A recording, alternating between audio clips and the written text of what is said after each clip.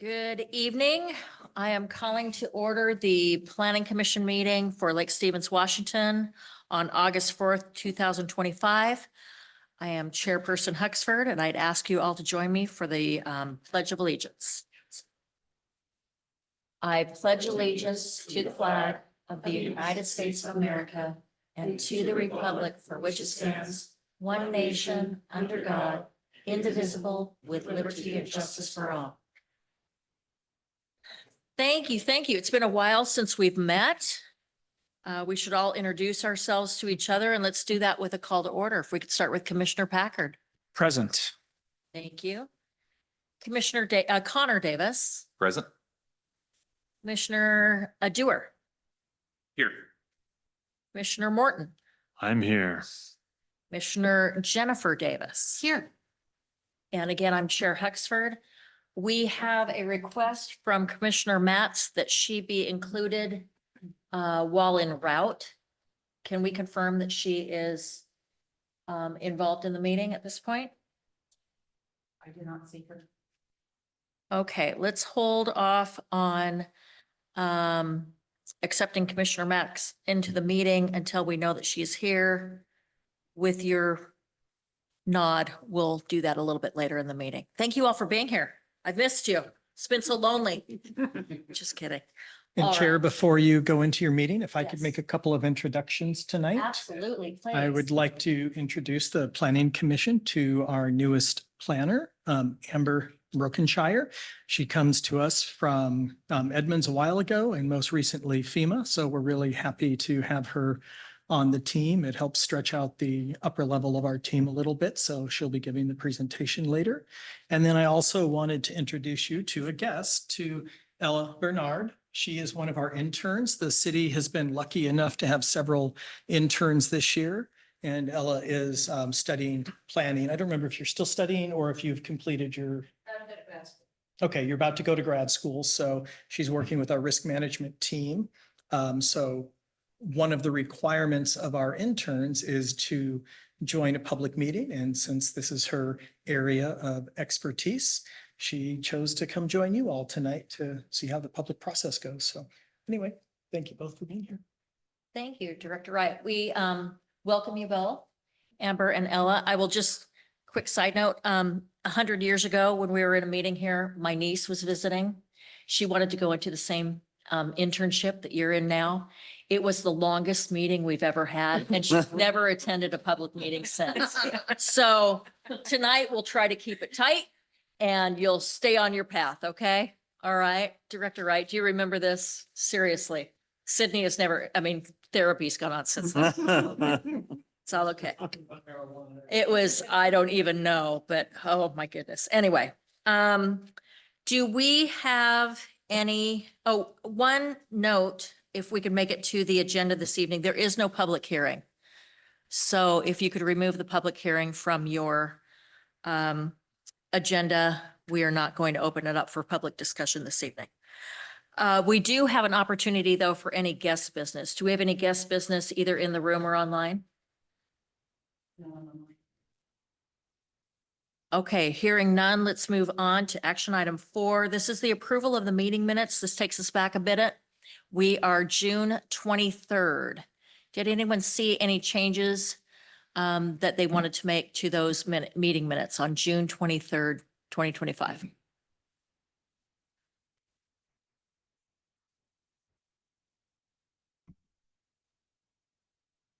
I saw none, and hearing nothing from you. Do we have a motion to approve?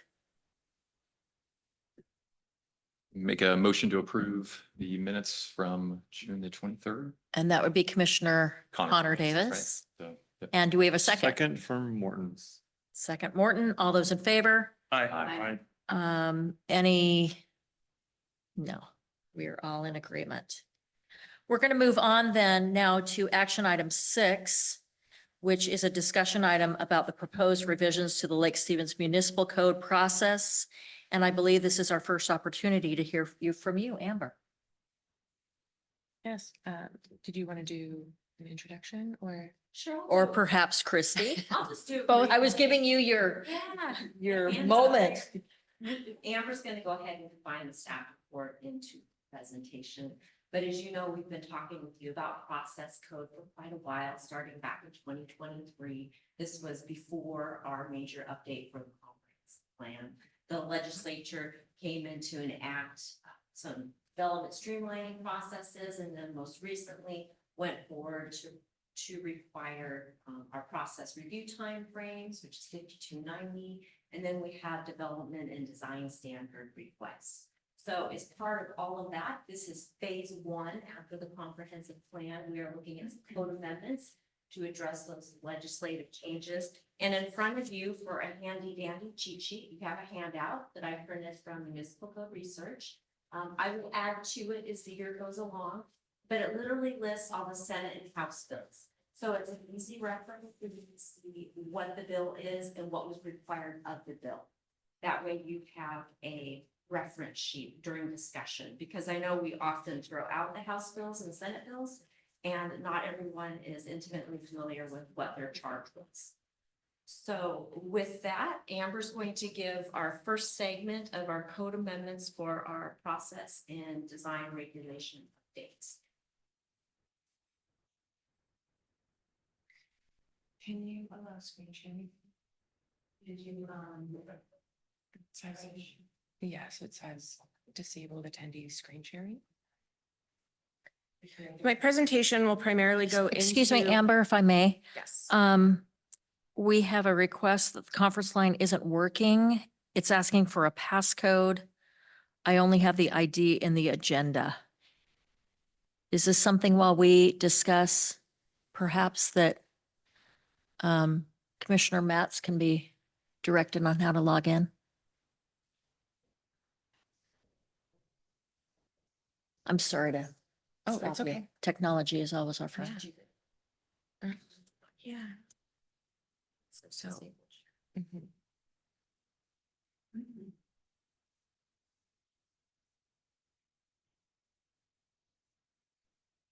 Passcode is 909497. And then it just asked me to start my video. It didn't allow me to share the screen.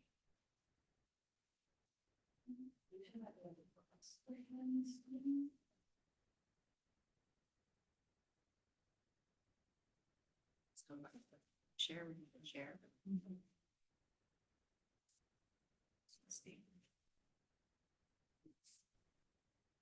Are you able to share this?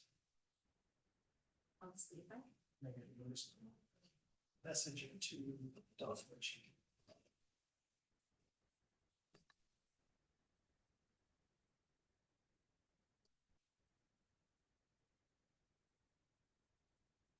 Thank you for your patience. It's time to read this.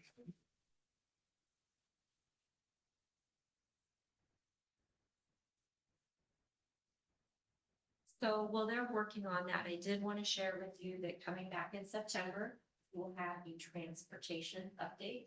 I'll be before you with amendments to our development worksheet along with our methodology. So stay tuned for that, and that'll be coming in early September.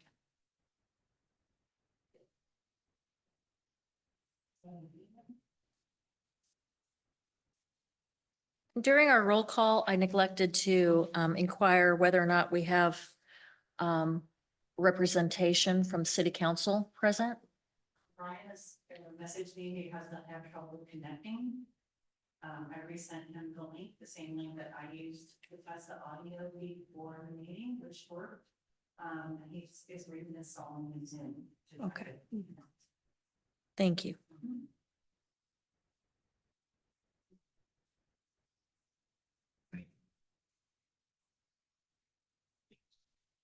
And she's, yeah. That's in there.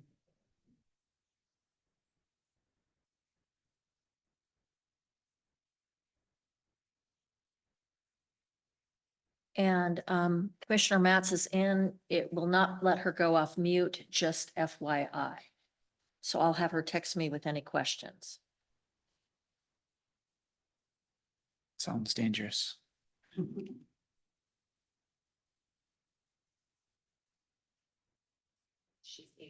attend. Can you start the presentation? Yes. I'm not gonna start it, but I didn't say anything about the.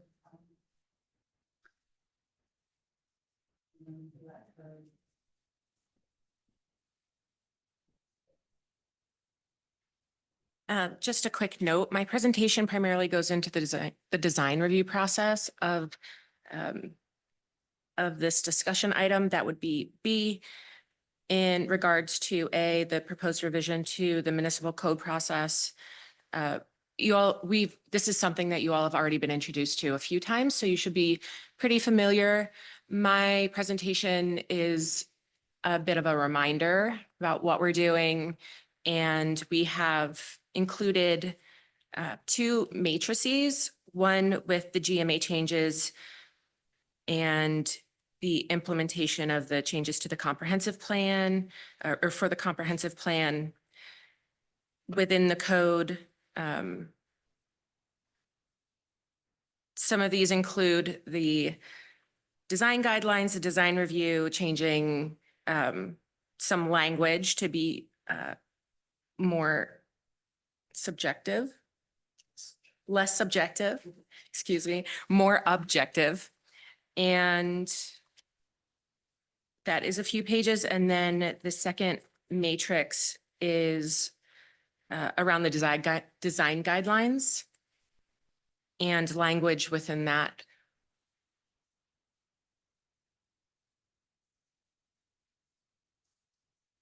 Okay.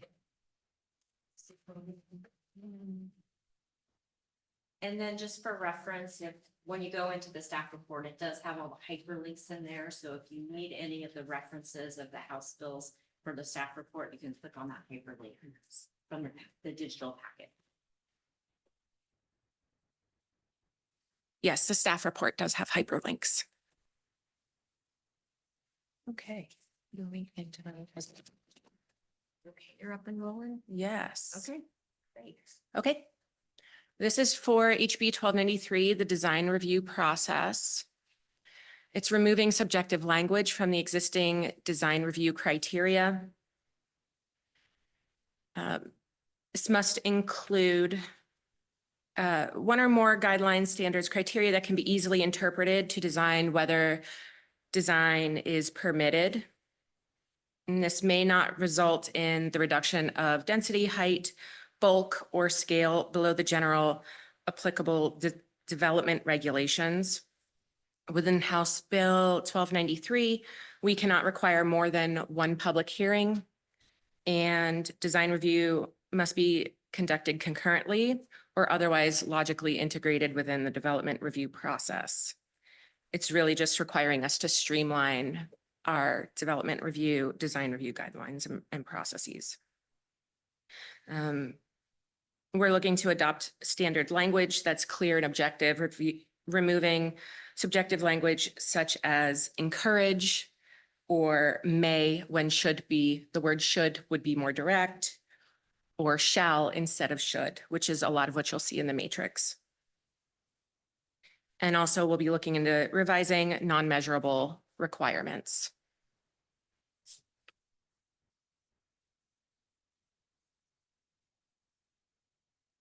Okay. It's nice to have you hitting the button for me. Yeah. Make sure I'm on the right page.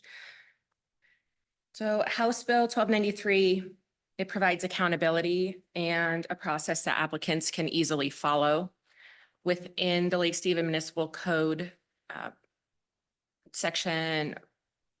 That section of the Lake Stevens Municipal Code establishes design review, applicability, and processes and references design guidelines. The design guidelines that were adopted in 2019 address all kinds of elements, including building design, site orientation, and site design, parking, signs, pedestrian access, and amenities, connectivity, pretty much everything you'll find regarding design on a project.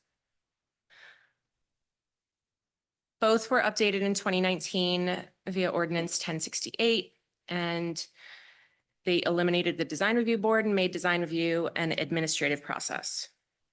It's just a little bit of background.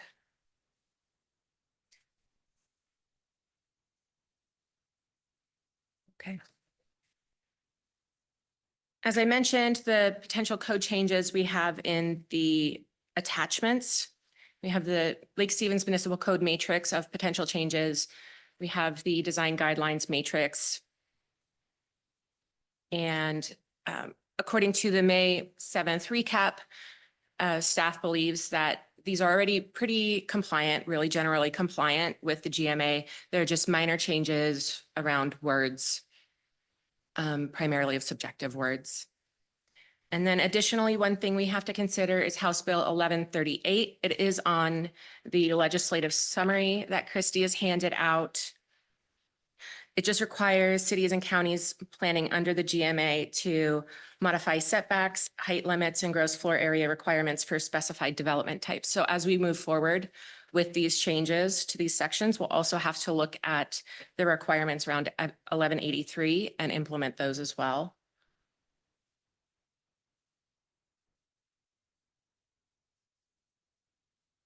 Eleven 38. Okay, got it. Additional things that we need to consider, even the most well-intentioned design standards can result in less than optimal outcomes, or they can affect project feasibility. So that's one thing we need to keep in mind when we're looking at changing this language. And to review the updated standards and make sure they're meaningful and necessary and avoid being too prescriptive, because that can also affect project feasibility and outcomes.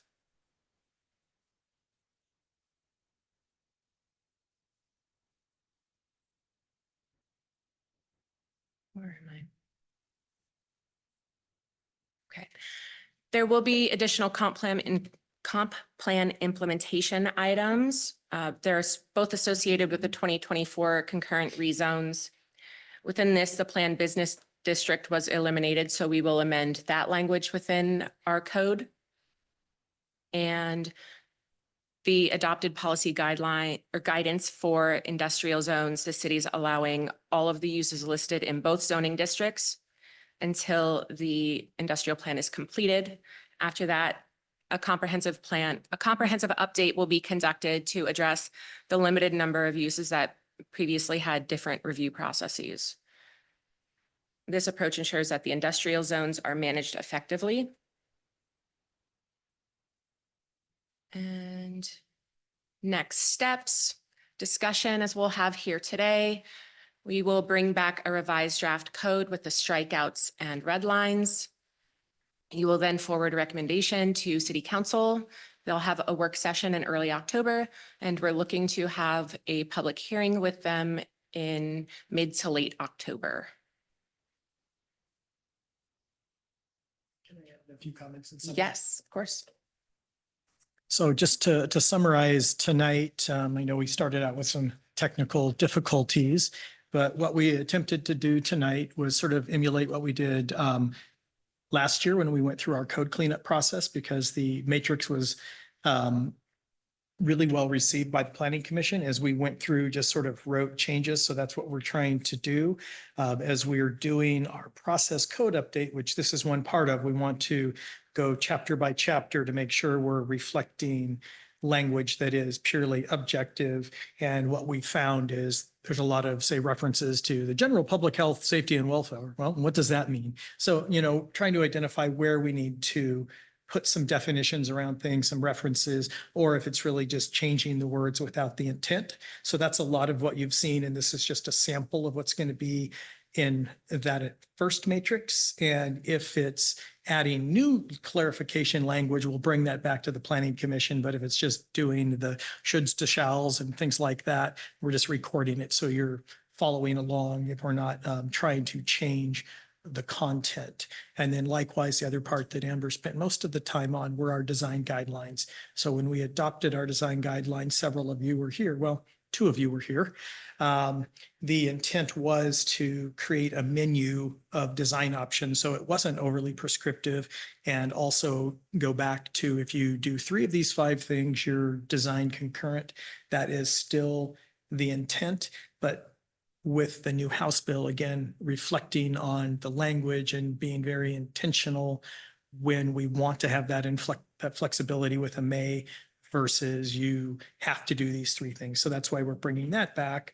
And you've just seen sort of a snapshot of the whole rollout of this code update process. You've seen the early part that Dave brought in with the interim ordinance, and that's sort of the biggie to make sure we're compliant with the timelines. Now we're just showing you how we're trying to be methodical going through the providing objective language, and there will be several other parts to this code, but like we try to do, we're trying to chunk this up just so at some point in the future, you're not going to get blasted with a whole lot of stuff.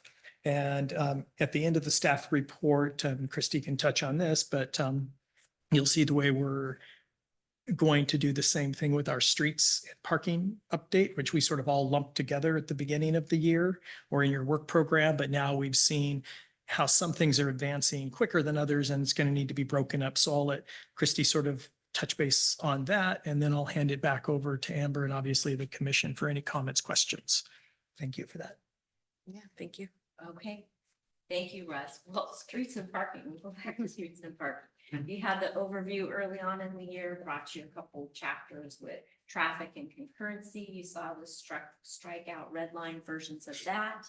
And then moving forward, you're going to see the methodology, our actual worksheets that we provide developers that they actually have to do the formula for mitigation fees and impacts for trips to the city.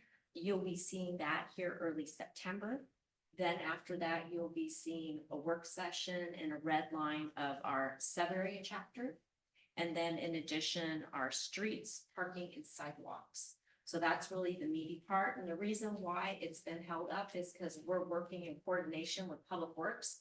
They are rolling out a revision of the ED standards. And the ED standards actually have details on how streets, parking, sidewalks are supposed to be constructed. So we are running them, we're trying to run them concurrently. So we push back our stuff a little bit while they're catching up. Chapter 1, if you look online or if you saw a public release, they've released the draft chapter for adoption for the EDS standards. They have, trying to think of how many chapters in the EDS. I'll have to look to see how many they have, but they have, this is the first one and they have at least 5. So they're getting there. Choose the meatiest part. And so that's why we've held stuff back, and you'll see a little bit more coming forward with streets, parking, and everything in October. Christy, quick Yes. questions. Commissioner Connor Davis. Where could I find those standards? Are they in the Lake Stevens on the website? They are you looking for the ED standards? Yeah. Yes, they are a little buried. It's not quite intuitive. You have to go to the Public Works page. We can have Dawn email out a link after Yeah, this thank meeting you. for simplicity. And then also we'll send out a link to where the draft chapter's at for public comment also. Okay. And just a quick question. You said streets, sidewalks, Parking parking. and separates. Are bike paths a part of that? Yes. Yes, they are. Thank you. Okay. Yes, absolutely. And the standard for that you'll also see in the EDS. Awesome. Yes. Thank you very much. Is there any way to streamline finding that information for people that don't have access to Dawn sending them out the information? I'm just curious. There was a notify me, a request for the public to sign up for the EDS updates. If you didn't sign up for it, I will find where the link is to send it out with that email so you can be on the notification for it. So you'll receive a notification for all the updates for the EDS. Does that make sense? Okay. Is that kind of what you're looking for? I just Or don't, on the website? I don't know if some of our public knows what they want to know until they want to know it. Sure. And when they go looking for it, it can become a black hole. Okay. I know it was in a news flash. It was recently in a news flash, and I will look to see if they're going to do another news flash for it, because that goes out to everybody. News flash on the website. Commissioner Jennifer Davis. So I had a quick comment, which was both of the matrices are fantastic. I really like having the color coding and breaking down the subject matter of it just really helps as we go through so many of these over the next few months. It's just a great, for me, a visual way to organize what we're doing. So that was awesome. And then I had a question which had to do with the next steps slide that we saw. Will we be doing a public hearing at Planning Commission before we forward our recommendation, or is that is part of the okay. Great, thanks. Probably multiple. Oh, well, there you And go. that's why I thought it was here tonight. And I thought, Yeah. it's a little premature to have a public discussion on this, but, okay, very good. Any other questions, comments? Yes. Thanks. This is Commissioner Morton. So I really agree with the idea of clarifying items that are poorly defined, subjective, making things very clear for developers to be able to know what they can design elements that they can put into buildings, especially when it comes to commercial buildings and such. My understanding is that the reason why the state is asking for for less subjective language is to remove like the ability of the government to just pull or not allow buildings or not allow permitting for reasons that are not clear. In other words, or things that for arbitrary reasons, right? So the thing that I've got a real problem with is that the title of this document is revised or is design guidelines. And so we're going through the document and changing should to shall, may to shall. So it's changing this document from design guidelines to design requirements. And you know, this document was I believe was written to be helpful to to provide a vision to developers so they can know what we're looking for. And now all of a sudden it's morphed into, you have to do it this way. You have to do all these things, and rather than providing, because it may be, I would think that to be throwing this document at somebody and saying, now you have to do everything, it's going to increase the cost. And that instead of making things easier to get permitted, which was the intent of the state to making these changes, now we're actually making it more difficult for developers to make buildings. So it seems to be going against the whole intent. And so I like the idea of having better definitions, but I think when this language was crafted in 2019, it was not accidental to put the words should and may in here instead of shall. And I can respond to that in part, and then I'll let Amber finish that. We recognize that, and we've had that conversation that right now they're guidelines. And so that's something, you know, we've talked about. And there is the first chapter in the design guidelines that talks about alternative methods. And so again, the hope is still to keep it menu based. So if you meet two of the three or whatever, you're concurrent, but still we'll have to work on the flexibility piece to make sure that that's defined correctly, because you're right, we don't want these to become an impediment to development. And really the lens that the state was looking at were barriers to housing, not necessarily barriers to commercial development or other types of development, but we have the opportunity right now to, again, make sure that they're clear and objective, but understood and respect what you're saying, that they have to have enough flexibility that we can work with people, because you're right, they would go from becoming guidelines to standards. And so, yeah, that's a tightrope there. But Amber, did you want to add anything else to that?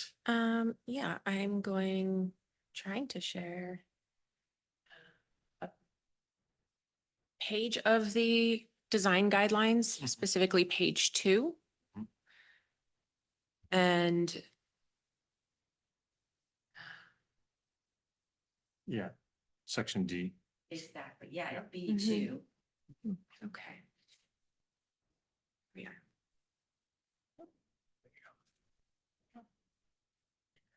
Bigger. Below. rest folks. Try. Oh,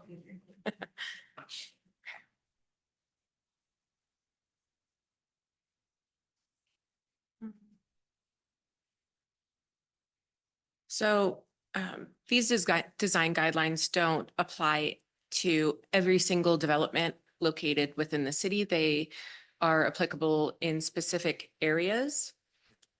And in reviewing design review permits now, we do go through this and we do apply these guidelines to permits. So developers are already doing this and using this. They may just now have to do one additional thing, or they might not have as much teeth in trying to argue against things that they don't necessarily like. That we're trying to make things difficult for anybody. But I want to really reiterate that we already do use this in our day-to-day review of development.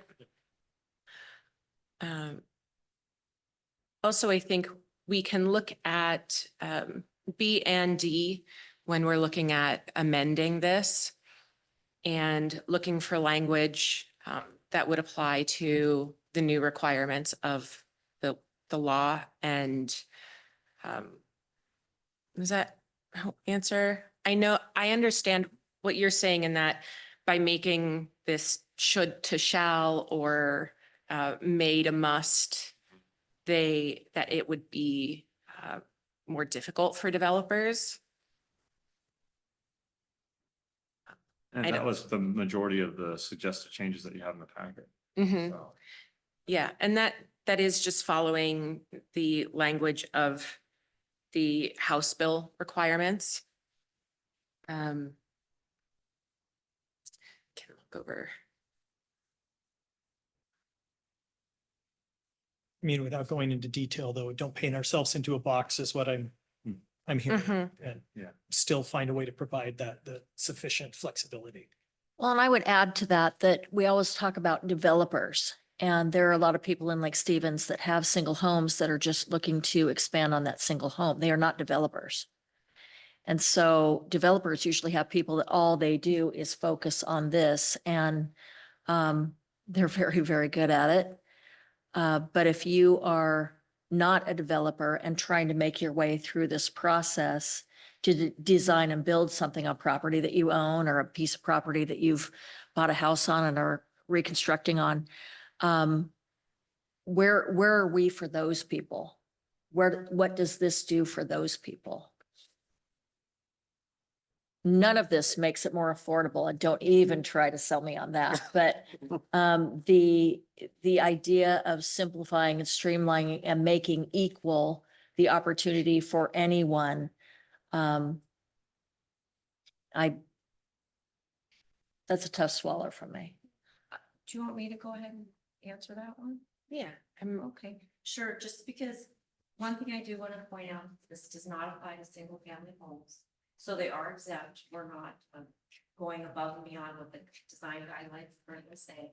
It's specifically for commercial uses, public buildings, multifamily structures, which is classified as a commercial building, and also public buildings. So that's it. It's not going to target someone redoing their house or doing a duplex or ADU or anything like that.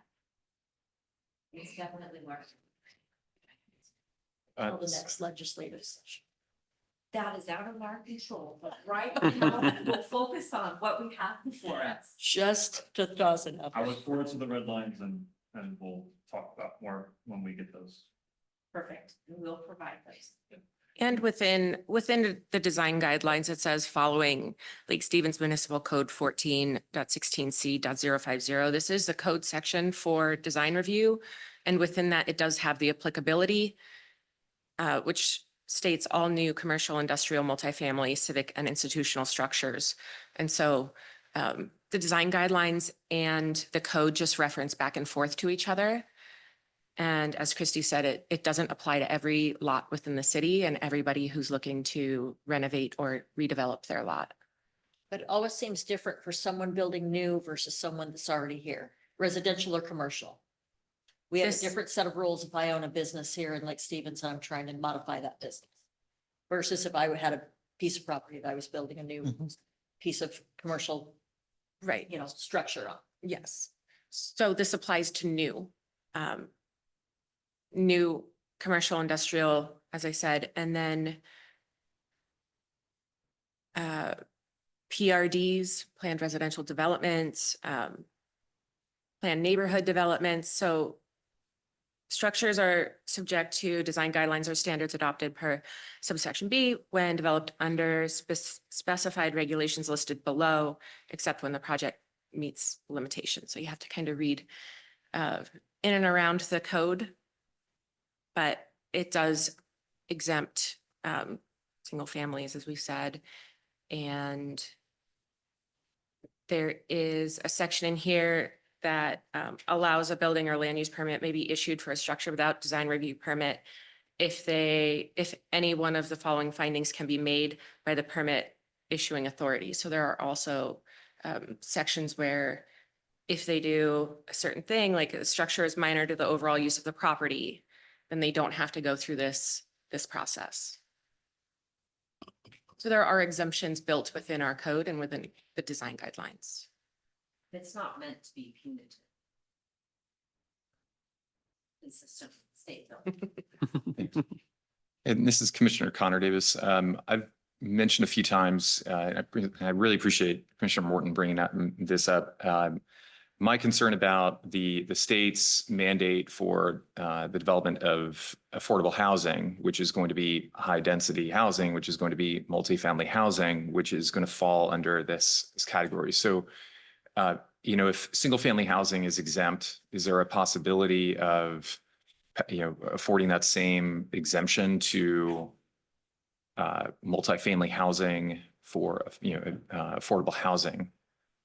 It seems like we create, well, not we, being the state, creates this kind of like circular firing squad around affordable housing, where it's just like everybody, it's bizarre.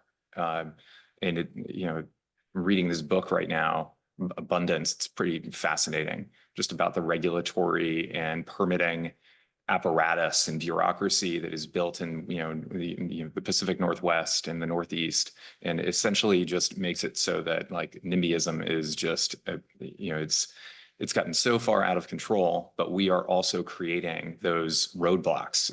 We have created such it's not just the state, but locally, how can we, if we do want that affordable housing, what can we do to offer up those same exemptions? Because I don't know where the hell my kids are going to live in 10 years.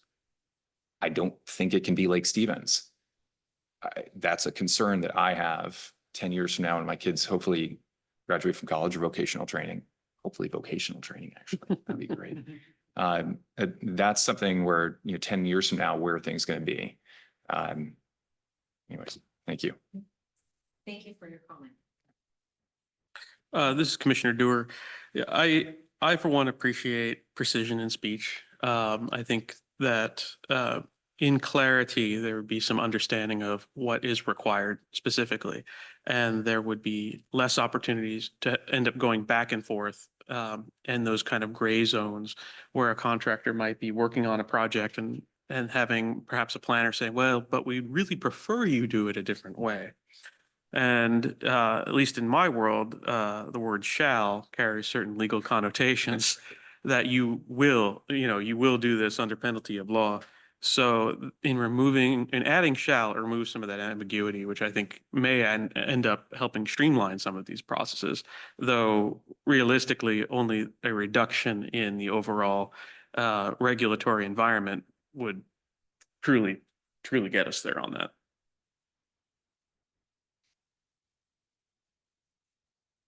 Thank you. Commissioner Packard, any comments this evening? Nothing. This portion of the meeting? Not yet. Okay.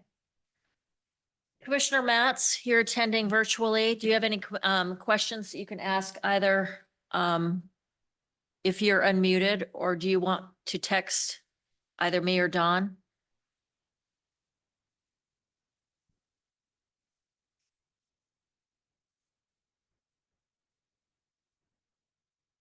Hearing none. Are there any other items for the edification of the commission? All right, then we shall move on. Just thinking about, I look over and there's a Ron Swanson sticker and I'm thinking about the Swanson quote about a piglet and taxpayers. Wow, well, Great. but we digress. I'm chuckling, yeah. Yeah, okay, all right. Let's move on, shall we? We shall. We shall, I know, we shall. You got it. All right, any other discussion from staff? I did want to bring up H Bill 1183. It goes back to what you were, excuse me, talking about. It's concerning building code and development regulation form, and it modifies setbacks, height limits, gross floor areas, and requirements for specified development types. Those include passive housing, which is more environmentally friendly. It includes affordable housing. And so that goes back to what you were saying, in that it reduces, I guess, the burden on developers that would like to build those types of development. That also includes off-street parking, excuse me, not being required for certain kinds of similar housing. Okay. And it's on your list here.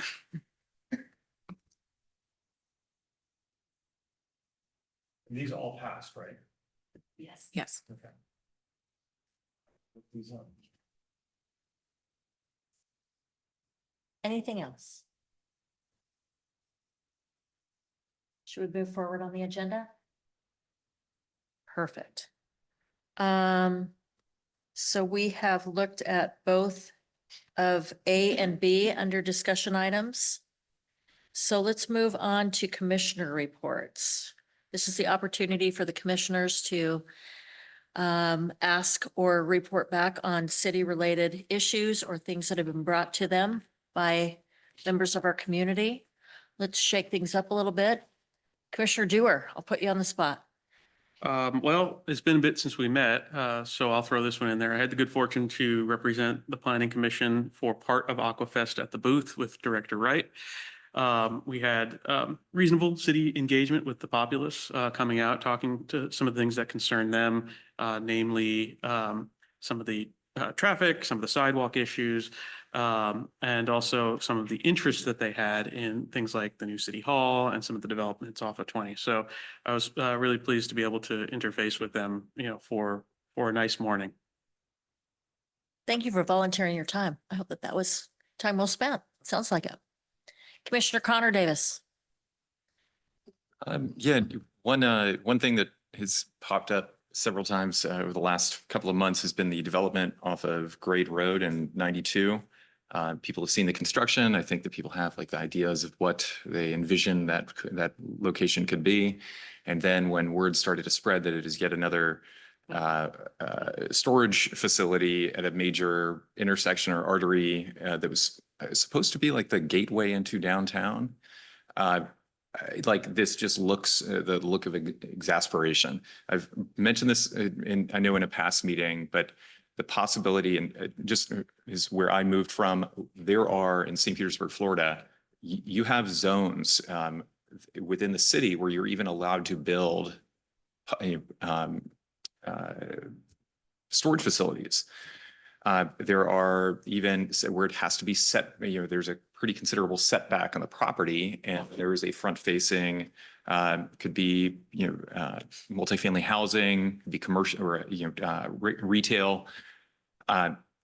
For the city to really consider how to get public storage is incredibly lucrative. It also provides very little net benefit to the city. It might employ 1 or 2 people at any given time. So for the city to strongly consider that, 204, 92 grade road. Yeah, just for us to get it under control as a city would be great. And that's it. Thank you. Commissioner Packard. Nothing for me today. Thank you. Commissioner Matz has indicated she has no questions yet, but if she has something that she would like to add to commissioner reports, if you would like to speak up or text, I'll keep looking at my phone. We'll move on to Commissioner Morton. I have nothing. Commissioner Jennifer Davis. Nothing for me. I have two things that have been brought to my attention that I just need to follow through on. The first is the treating of the invasive species in the lake and the notification of such that was done to Lakeside residents on the 22nd is when I received mine for a application on the 22nd. It also indicates that we are not to be using the water until tomorrow. And two questions have come up. What was different in this application that caused so much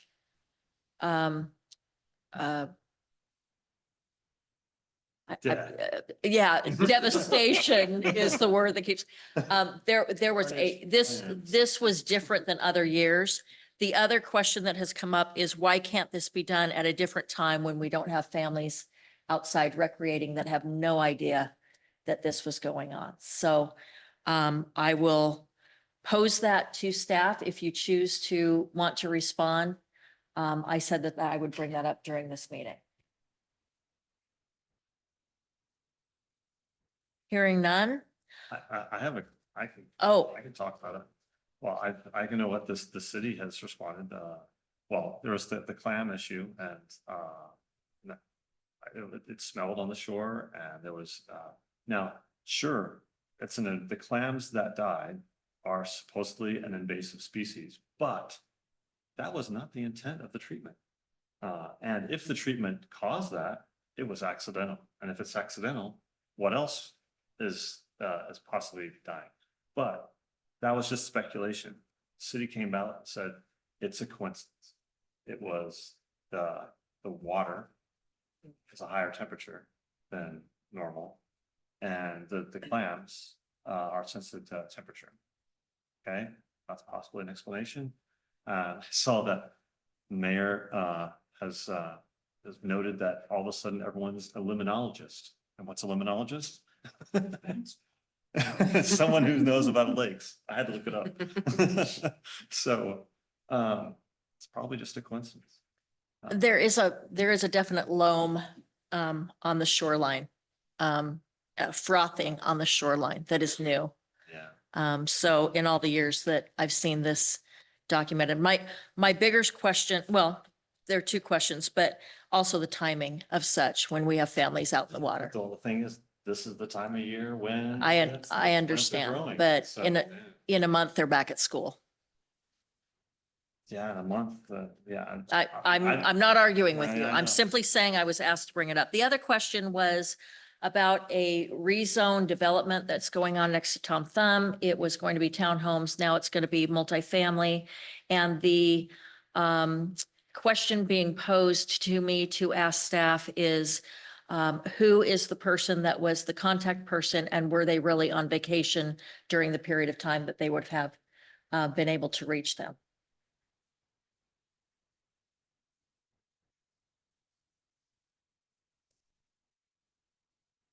I don't understand the question, but No, there's been an adjustment in there's a some zoning. proposed- Yeah. Yeah, so it's been proposed. It's now it has shifted from one project to another. Mhm. But there was a contact person at the city that evidently was on vacation during the period of time that people could have made comment to them. I can't respond to that. I don't recall. Regardless, the comment can come in whether the person is there or is not there. Okay, Doesn't have to be a verbal comment. okay.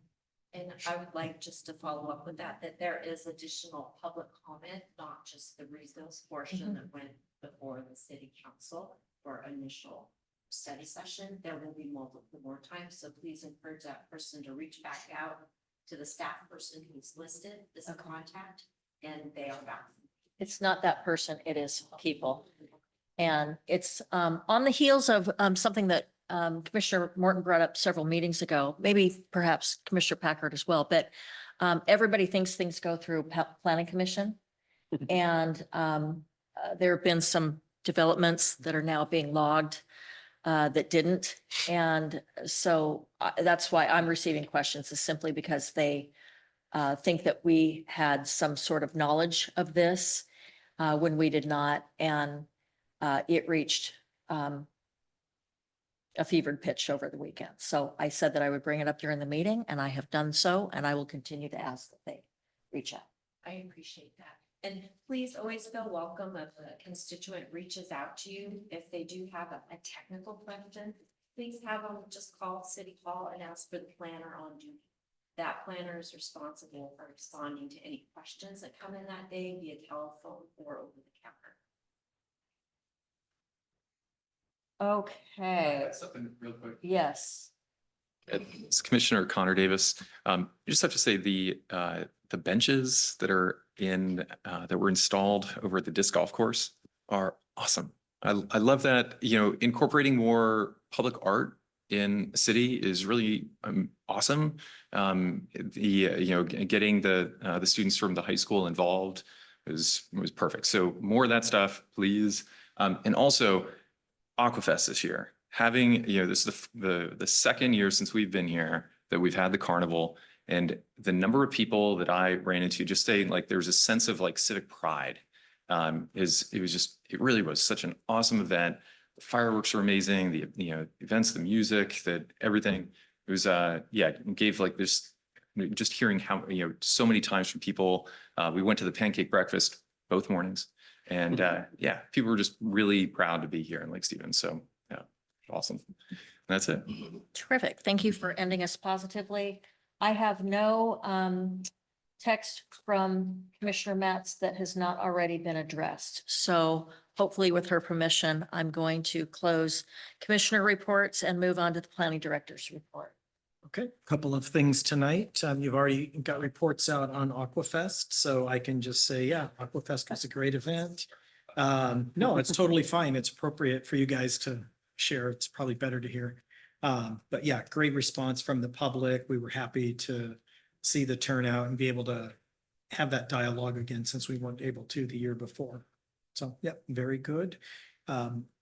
City projects, the permits for the museum are in, so I can answer that question. If people are asking about the museum, we do have the permits in, under review, and hoping to go to construction this fall on that project. And it is going through site plan review, design review, and various other permits. So following that process. And the city hall is moving forward as well. We've had initial designs of that, and we'll be going full bore now to get the interior renovations fully permitted, and then start to construction probably over the winter, and hopefully get to move in there sometime next summer. And then to your comments tonight, Commissioner Huxford, the staff actually is going to be bringing forward to you, when we do our quarterly reports, matrix of development activity, just because we recognize that those continue to be questions. So we are working on the format of a development review report that we can bring to you that shows different large projects as they're moving through the city, especially those that will have some sort of a hearing process with the hearing examiner. So you'll be able to share that with constituents and hopefully provide them to the correct links. But again, I would just reiterate what Christy said. If you do hear about projects, development projects from different folks, really direct them back to staff, because we can help them the best when we're helping them directly, not through secondary information.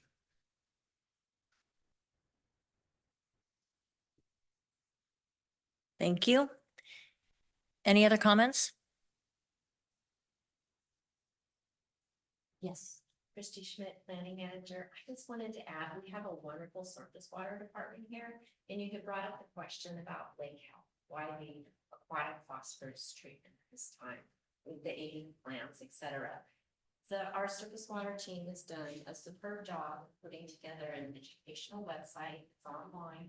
It's under lake management. And they list all the fun facts, why the lake help, why the management plan, why this time of the year. It's very informative. I took the opportunity to look it up during the meeting just to see what was on there. So when I found that, I wanted to share that with you. That is- Thank you. I appreciate the insight. And again, I ask questions simply because I'm asked to ask them.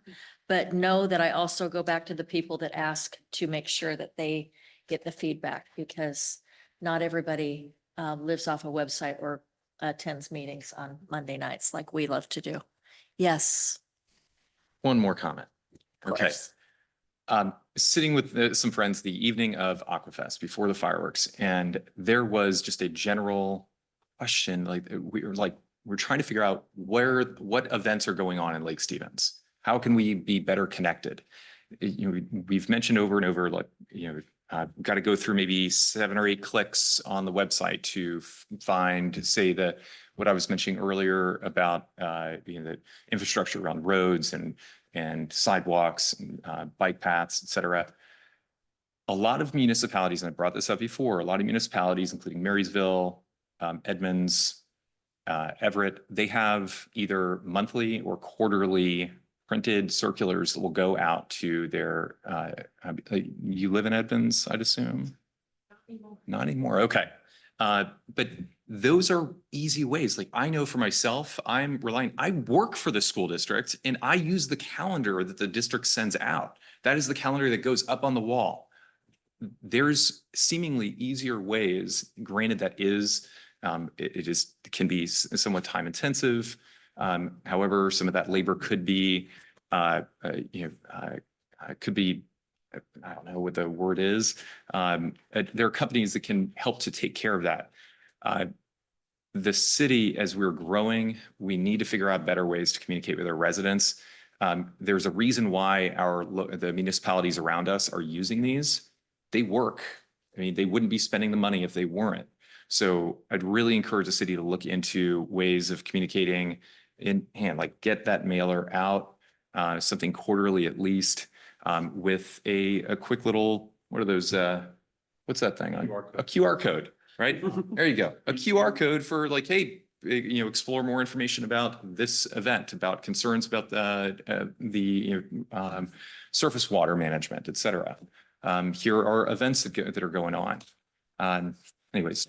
What I tell people all the time is that the city's website has a feature where you can sign up for email lists for all the different types of things. Like, if you want to be notified by email on surface water or activities or whatever. And so I signed up for a bunch of those. And so I feel like I know what's going on in the city. And I get the emails. But I don't know, maybe that's too much for people. But yeah. It's fine. Mailing something out, maybe. Ooh, well, maybe eventually when the city combines again with the sewer district. The sewer district's already sending a monthly letter to everybody. They'll be able to throw a flyer in there every month. But we'll have to wait 8 years for that. We share those comments with our communication specialist. Thank you so much. Time for my annual RIP, the Lake Stevens Journal. I know. I miss her. Let's have a Weeks of moment. that assessment. Oh, Let's yeah, have- there was a city Oh, newspaper yeah. and it was Yeah. mailed to your mailbox every week. Yeah, yeah. Anyway. Let's have a moment. And Let's yet have a the moment city there. is twice Okay. as big now. And yet there's not you'd think Yeah. that there would be a market for that. No. There's a business opportunity out there for somebody. Start a newspaper again. Okay, on that happy note, have we lost Ella forever? Ella, come join us anytime. Okay, I appreciate you. It's a pleasure to meet you, Amber. We welcome you. On behalf of your planning commission, do I have a motion to adjourn? Commissioner Dewar so moves. Commissioner Packard seconds. All those in favor? Aye. No one ever objects to that. It's on.